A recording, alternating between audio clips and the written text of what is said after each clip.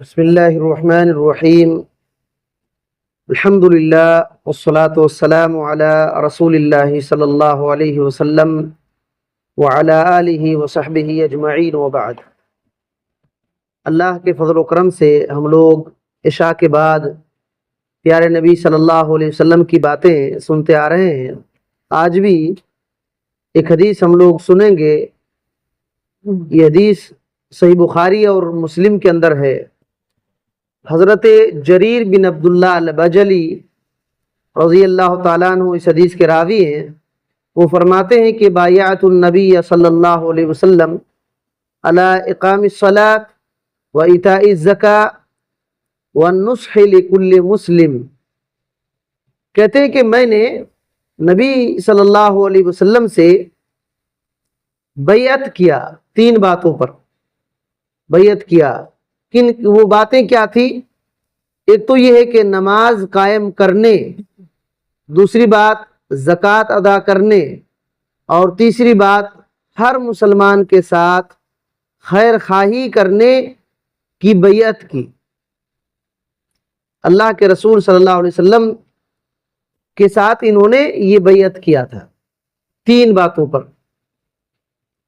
تو یہ دیکھیے، یہ تین باتیں ہم لوگوں کو لگ رہا ہے کہ یہ معمولی ہے، لیکن دراصل یہ بہت بڑی بڑی باتیں ہیں، یہ بہت بڑی بڑی باتیں ہیں، اور یہ سب کے سب تینوں باتیں جنت میں لے جانے والی ہیں، اور اس کے خلاف کریں گے تو جہنم کا راستہ ہو جائے گا۔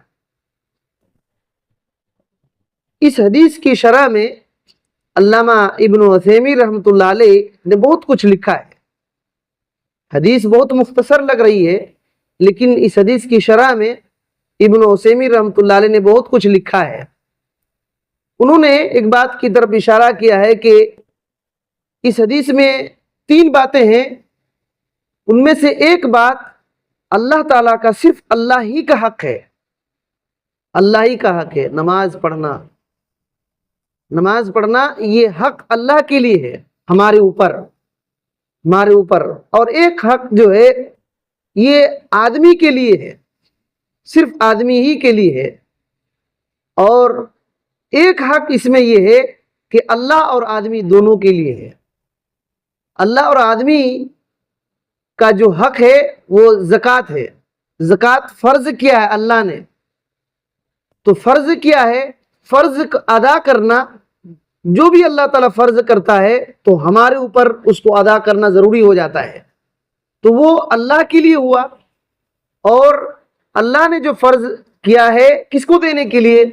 غریب، فقیر، 8 قسم کے لوگ جو ہیں، یہ ان کی ضرورت ہے، محتاج ہے، وہ محتاج ہے، تو ان کو دیں گے تو آدمی کے لیے بھی حق ادا ہو جائے گا، تو مخلوق کا حق وہ ادا ہوگا۔ اللہ اور مخلوق دونوں کا حق ہے اس میں۔ اور نصیحت کرنا، کون نصیحت کرے گا؟ ایک آدمی خیر خواہی کرے گا دوسرے کے ساتھ، تو یہ آدمیوں کا حق رہتا ہے۔ تو اس طریقے سے یہ تین بہت اہم نکتے ہیں۔ اس میں جو بات ہے کہ بیعت کیا نماز کو قائم کرنے کے بارے میں، تو اس میں الفاظ ہے اقام الصلاۃ، نماز کو قائم کرنے پر بیعت کیا۔ بیعت بولے تو وعدہ کی طرح کرتے ہیں کہ میں یہ کام کروں گا۔ تو اب دیکھیے، ابن عثیمین رحمۃ اللہ علیہ کہتے ہیں کہ نماز کو قائم کرنا کیا ہوتا ہے۔ دیکھیے، ایک نماز کو پڑھنا ہوتا ہے، ایک نماز قائم کرنا ہوتا ہے۔ ابن عثیمین رحمۃ اللہ علیہ کہتے ہیں کہ نماز کو قائم کرنے کا مطلب یہ ہے کہ نماز کو بندہ وقت پر پڑھے، وقت کی حفاظت کرے، جس نماز کا جو وقت ہے اسی وقت پر پڑھے، اسی طریقے سے نماز کی حفاظت قائم کرنے میں یہ بات ہے کہ نماز کو اس کے ارکان کے ساتھ ادا کیا جائے۔ نماز کے ارکان ہیں اور اس کے واجبات کے ساتھ ادا کیا جائے، نماز کی شرطوں کے ساتھ ادا کیا جائے۔ نماز کی کچھ سنت اور مستحبات ہیں، اور اس پر علماء نے کتابیں بھی لکھی ہیں۔ شیخ الاسلام محمد بن عبد الوہاب رحمۃ اللہ علیہ نے ایک بہت مختصر سا رسالہ لکھا ہے ارکان الصلاۃ کے نام پر۔ اور علامہ ابن باز رحمۃ اللہ علیہ الدروس المہمہ کے اندر ان باتوں کو ذکر کیا ہے کہ نماز کے کون کون سے ارکان ہیں اور نماز کے کیا کیا شرطیں ہیں، نماز کے کیا کیا واجبات ہیں، نماز کے کون کون سی سنتیں ہیں، کون کون سے مستحبات ہیں، ان کو ادا کرتے ہوئے نماز پڑھنا، نماز کو قائم کرنا ہوتا ہے۔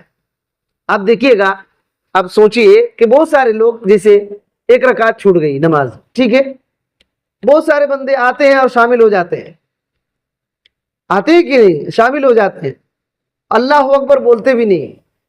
یاد رکھیے نماز نہیں ہوتی اس کی۔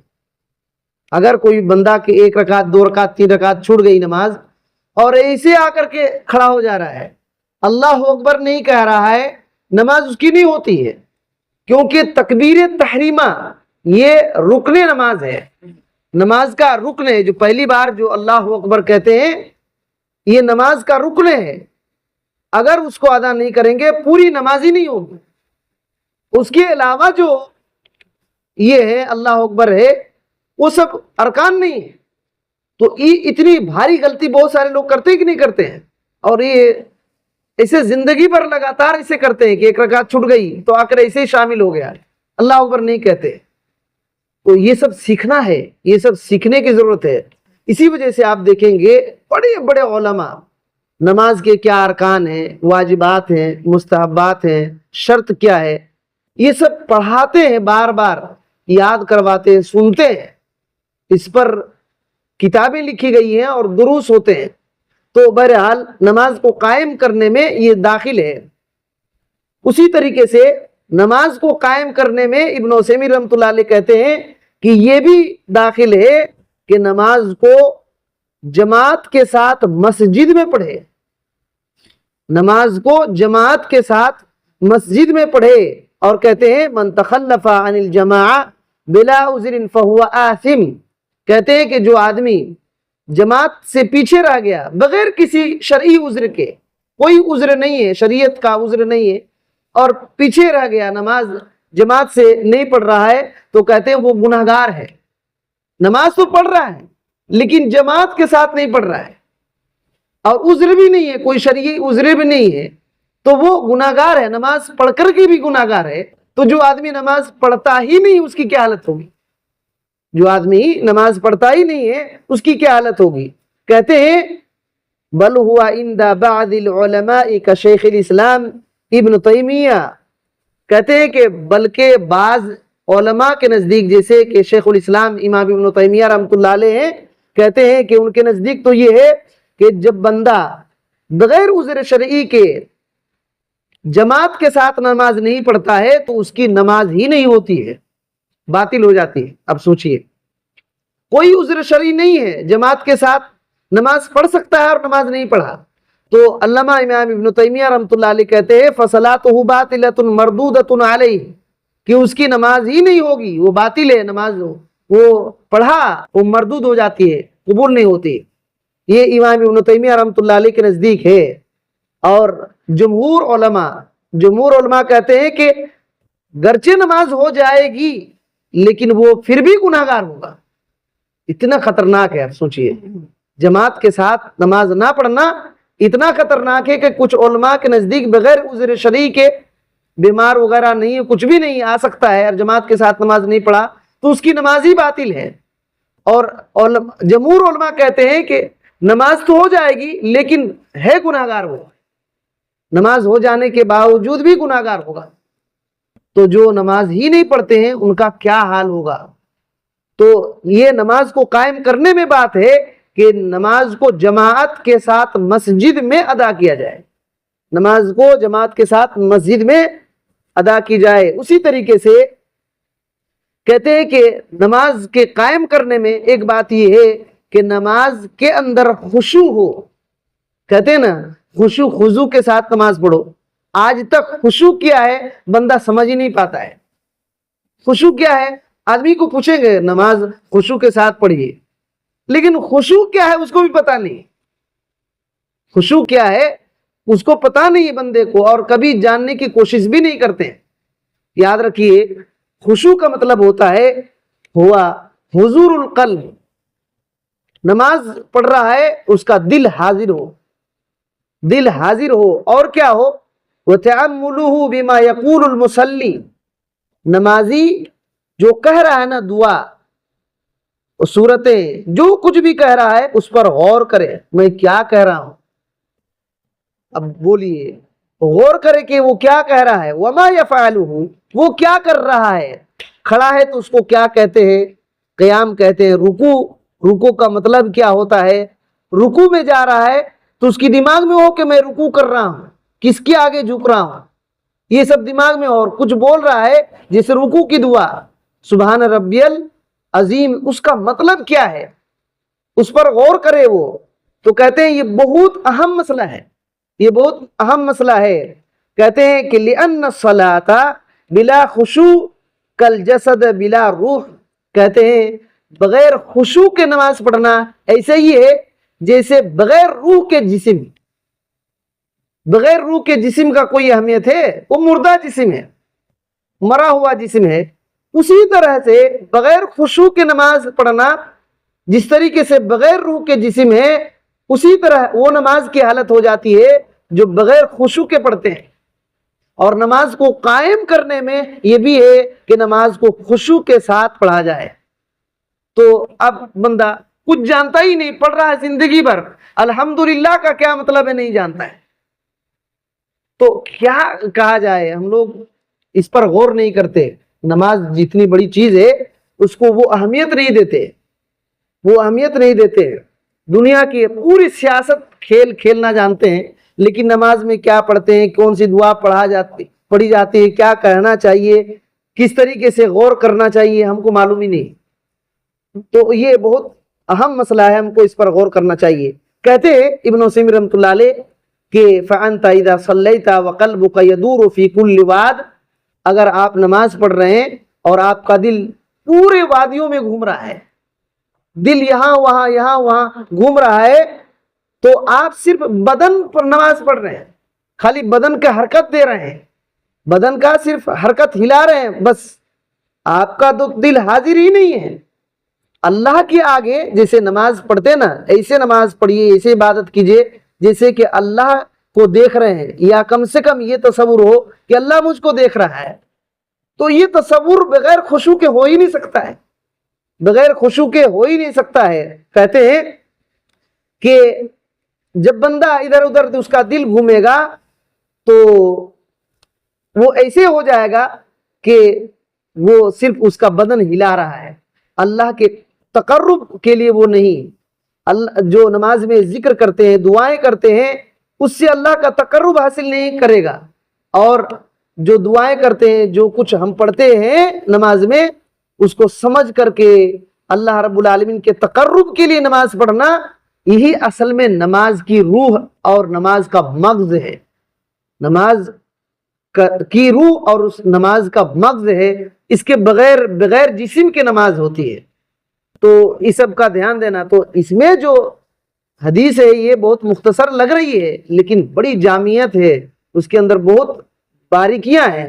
اسی طریقے سے زکوٰۃ کا مسئلہ اس میں ہے، زکوٰۃ ہم لوگ حدیث میں بار بار سنتے ہیں، اس میں ایک لمبی روایت کو ذکر کیے ہیں بخاری کی، میں بالکل اس کا شارٹ ذکر کر دیتا ہوں۔ زکوٰۃ کا جو مسئلہ ہے اس حدیث میں، اسی کے بعد کی حدیث میں ہے کہ اللہ کے نبی صلی اللہ علیہ وسلم نے فرمایا کہ قیامت کے دن حشر کا جو میدان ہوگا نا، وہاں جو لوگ زکوٰۃ ادا نہیں کیے ہیں سونے اور چاندی رکھ کر کے، وہ سونے اور چاندی کو گرمایا جائے گا اور اس کے پیٹھ پر، اس کے پیشانی پر داغا جائے گا گرم کر کے، اور جب تک کہ بندوں کا حساب اور کتاب نہ ہو جائے تب تک یہ چلتا رہے گا، اور وہ دن 50,000 سال کا ہوگا، ایک ایک دن 50,000 سال کا ہوگا، اور جب تک یہ حساب اور کتاب ہوتے رہے گا تب تک بندے کو داغا جاتا رہے گا، یہاں تک کہ جنت اور جہنم کا فیصلہ ہو جائے گا۔ اللہ کے نبی صلی اللہ علیہ وسلم نے جب یہ بات کہی تو صحابہ کرام نے کہا، اے اللہ کے نبی صلی اللہ علیہ وسلم، جس کے پاس اونٹ ہے تو یہ تو سونے چاندی کا معاملہ ہے، اونٹ ہے اور زکوٰۃ نہیں دیا تو کیا معاملہ ہوگا؟ اللہ اکبر۔ نبی صلی اللہ علیہ وسلم نے کہا کہ اگر اس آدمی نے اونٹ کے بارے میں، جیسے کوئی محتاج ہے دودھ کا، وہ نہیں دیا اور زکوٰۃ ادا نہیں کیا، تو اس کی حالت قیامت کے دن ایسی ہو جائے گی کہ قیامت کے دن میدان میں، چٹیل میدان میں اس کو منہ کے بل یا پیٹھ کے بل لٹایا جائے گا، اور اس کے پوری اونٹنیاں بچے سمیت، بچے کے ساتھ ساتھ اس کے پیٹھ پر اور اس کو رونتے ہوئے دوڑائے جائیں گے، اور وہ اونٹ اس کو چبائیں گے، اس آدمی کو چبائیں گے۔ اونٹ جب غصہ ہوتا ہے نا تو کھوپڑی پر حملہ کرتا ہے اور کھوپڑی اٹھا لیتا ہے، تو اونٹ جو ہے پیٹھ پر کھروں میں جو ٹانگ ہے اس پر لات مار مار کر کے، کھر سے مار کر کے اور چبا چبا کر کے پار ہوتے جائیں گے، پار ہوتے جائیں گے۔ پھر جو پہلا پار ہو گیا پھر دوبارہ پار ہوگا۔ یہ کب تک ہوگا؟ جب تک کہ بندوں کے درمیان حساب اور کتاب نہ ہو جائے، حساب اور کتاب نہ ہو جائے۔ اللہ کے نبی صلی اللہ علیہ وسلم سے پھر پوچھا گیا کہ اللہ کے نبی صلی اللہ علیہ وسلم، گائے اور بکریوں کا کیا حالت ہوگی؟ جس کے پاس گائے اور بکریاں ہیں، دیہاتوں میں ایک ایک آدمی کی کئی کئی بکریاں اور گائے ہوتے ہیں، اور دوسرے دوسرے ملک میں اونٹ ہوتے ہیں، تو گائے اور بکریوں کے بارے میں تو اللہ کے نبی صلی اللہ علیہ وسلم نے وہی کہا، اسی آدمی کو سلایا جائے گا اور اس کے اوپر گزارا جائے گا۔ آپ صلی اللہ علیہ وسلم سے پھر پوچھا گیا ہے اللہ کے نبی صلی اللہ علیہ وسلم، یہ جو گھوڑے ہیں اس کا کیا حال ہوگا؟ گھوڑے، اللہ کے نبی صلی اللہ علیہ وسلم نے کہا گھوڑے تین طرح سے ہوتے ہیں، گھوڑے تین طرح سے ہوتے ہیں۔ ایک تو یہ کہ آدمی کے لیے وہ بوجھ بن جائے گا، آدمی کے لیے بوجھ بن جائے گا، اور دوسرا گھوڑا، ایسے گھوڑے ہوں گے جو آدمی کے لیے پردہ بن جائے گا، اور تیسرا آدمی کے لیے اجر کی وجہ ہوگا۔ گھوڑے تین طرح سے ہوں گے قیامت کے دن آدمی کے لیے۔ ایک تو وہ گھوڑا اس بندے کے لیے بوجھ بن جائے گا، دوسرا ایسا گھوڑا جو اس بندے کے لیے پردہ اور بچاؤ کا ذریعہ بن جائے گا، اور تیسرا وہ گھوڑے ایسے ہوں گے جو اجر ہوگا۔ پہلا جو ایک بندے کے لیے بوجھ بن جائے گا وہ گھوڑا جو فخر کے لیے پالتے ہیں، فخر کے لیے بہت سارے لوگ گھوڑا پالتے ہیں فخر کے لیے، تو یہ اس کا بوجھ بن جائے گا، یعنی وہ گناہ کی وجہ بن جائے گا۔ اور دوسرا جو پردہ بن جائے گا، ایسے گھوڑے جس کو پالا ہے اس نے اپنی غریبی کو چھپانے کے لیے، اپنے فقیری کو چھپانے کے لیے، جب ضرورت پڑی گھوڑے پر سوار ہوا، اپنا کام دھندا کرنے کے لیے نکل گیا، اس پر بوجھ ڈالا اور مانگنے سے بچ گیا، یہ اس کی فقیری وغیرہ کے پردہ کے لیے، اور قیامت کے دن بھی انشاءاللہ اس کا بڑا فائدہ ہوگا۔ اور تیسرا جو گھوڑا ہے اس کو اللہ تعالیٰ کے راستے میں جہاد، مجاہدین جو ہوتے ہیں نا، ان لوگوں کے لیے پالا۔ تو اس گھوڑے کے بارے میں اللہ اکبر، نبی صلی اللہ علیہ وسلم نے کہا اگر وہ گھوڑا جس میدان میں چر رہا ہے، جتنا گھاس وہ چرا، ان گھاس کے جتنا کھایا اتنا نیکی اس کو ملے گی۔ گھاس گن سکیں گے؟ نہیں گن سکیں گے۔ اتنے گھاس جو کچھ بھی چارہ کھایا اتنے نیکیاں ملیں گی، اور اسی طریقے سے اس کا گوبر اور پیشاب بھی تول کر کے اس کو نیکیاں ملیں گی، گوبر اور پیشاب بھی اس کے تول کر کے نیکی ملے گی۔ یہاں تک کہ اگر وہ جا رہا ہے کسی ندی میں پار کر رہا ہے، اور وہ گھوڑا والا بغیر ارادے کے پار کر رہا ہے، اور گھوڑا کو ارادہ نہیں کہ اس کو پانی پلائے گا، لیکن وہ پانی پی لیا، جتنا پیا اس کو بھی وزن کر کے اس پانی کے بقدر اس کو نیکی ملے گی۔ یہ گھوڑا وہ گھوڑا ہے جو اللہ کے راستے میں مجاہدین کے لیے اس نے پال کر رکھا تھا۔ تو بہرحال اس میں اہم جو نقطہ تھا زکوٰۃ کے تعلق سے، جو زکوٰۃ نہیں دیتے، چاہے وہ سونا چاندی کی شکل میں ہو یا جانور کی شکل میں، اگر نہیں دیا تو قیامت کے دن بڑا خطرناک مسئلہ ہوگا۔ اور تیسری جو بات اس میں ہے کہ ہر مسلمان کے لیے خیر خواہی کروں گا، اس کا کیا مطلب ہے؟ نبی صلی اللہ علیہ وسلم نے دوسری حدیث میں یہ بیان کر دیا کہ جو آدمی اپنے لیے جو چاہتا ہے وہ دوسرے کے لیے بھی چاہے، وہ پکا مومن ہے۔ اگر ایسا نہیں کر رہا ہے تو اس کے ایمان میں کھوٹ ہے، اس کے ایمان میں کھوٹ ہے۔ یہی وجہ ہے کہ حضرت جریر بن عبداللہ البجلی رضی اللہ تعالیٰ عنہ نے ایک بار ایک جانور کو خریدا تھا تقریباً 200 درہم میں، اور سوچا کہ اس جانور کا تو برابر دوسرے کہیں بھی بیچے گا یہی دام ہوگا۔ تو اللہ کے نبی صلی اللہ علیہ وسلم کی حدیث ان کو یاد آ گئی کہ میں نے بیعت کیا ہے کہ ہر ایک کے ساتھ خیر خواہی کروں گا۔ تو سوچنے لگے اگر میرے پاس یہ گھوڑا ہوتا، یہ جانور ہوتا تو میں کتنا میں بیچتا؟ تو دام بڑھاتے بڑھاتے اس کو دیتے گئے یہاں تک کہ 800 درہم دیے۔ تو اس طریقے سے مسئلہ ہے خیر خواہی، ایک دوسرے کے ساتھ دین کی خیر خواہی، کام کی خیر خواہی اور اچھائی کے ساتھ ایک دوسرے سے خیر خواہی کرنا، یہ تینوں باتیں اس کے اندر ہے، بہت جامع حدیث ہے۔ اللہ تعالیٰ سے دعا ہے کہ اللہ تعالیٰ ان باتوں کو ہمیں سمجھنے کی توفیق دے، اور نماز کی اہمیت، قدر، اس کی فضیلت اور اس کے ارکان واجبات کو سمجھ کر کے اللہ تعالیٰ ہم کو نماز کا پابندی اور نماز کو قائم کرنے والا بنائے۔ آمین۔ السلام علیکم ورحمۃ اللہ وبرکاتہ۔